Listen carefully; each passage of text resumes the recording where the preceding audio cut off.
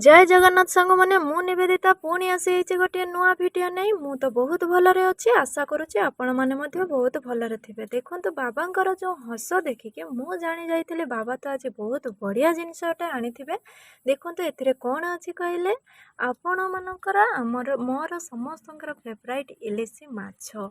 तो ये इलिशी माछ समस्त फेवराइट बहुत टेस्टी होता है तो समस्त कहले तो चलबनी साधा को छाड़ी माने आइष मानकर तो से देखु इलिशीर साइजटा देखु खाली केते बड़ माने किले ऊपर हम इलिशी तो आपण मैंने कि आइटम करती माने इलिशी माछर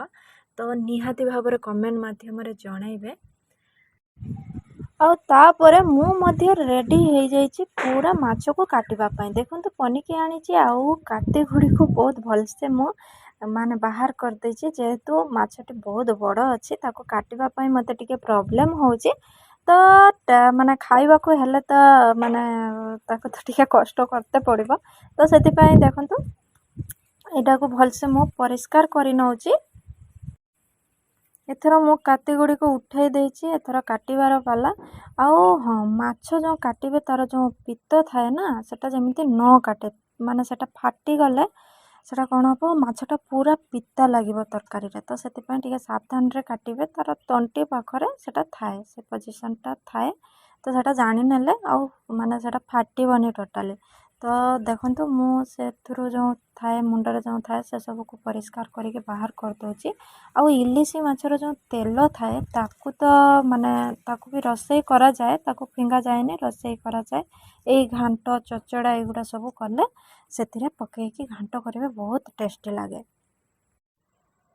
एथर देखु मु इलिशी जो काटुची पीस करुची केते बड़ बड़ पीस रखुची माने ओसारिया रखुची कहीं जड़े गोटे पीस खाइब माने पूरा शांति रे खाइब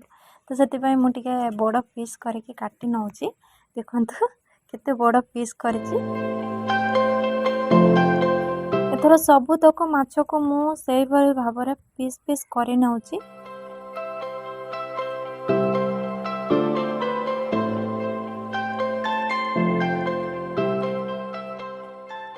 एथर मोर माछ कटा सबु शेष देखंतु केते माछ है एथर देखंतु मो जो माछ सब जो काटी थी से सब को भलसे धोई आनी तो से मो परिमाण अनुसार जो हलदी और परिमाण अनुसार लुण को भलसे गलई दउची गलई देकी रखिदेवी एथर तरकारी रांधिबा प्रोसेस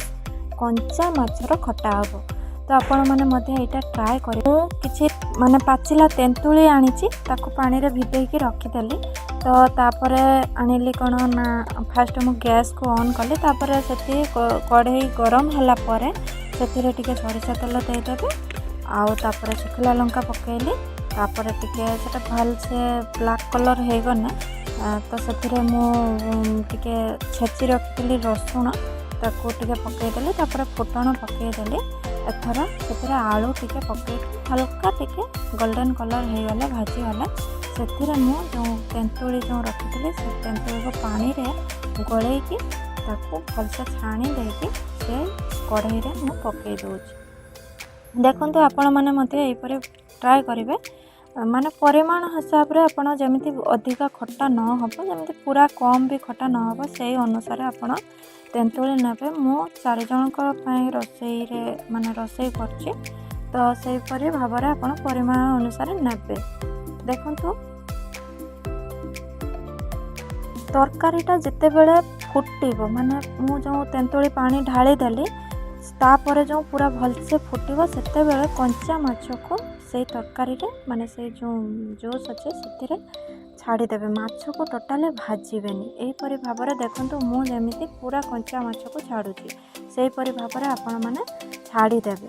देखंतु एथर माछटा भलसे माने माछ देला परे फुटी आसीबो तापर कोन करिबे ना सेथिरे चीनी देबे माने टेस्ट अनुसार चीनी देबे देखंतु मु जो भया दउची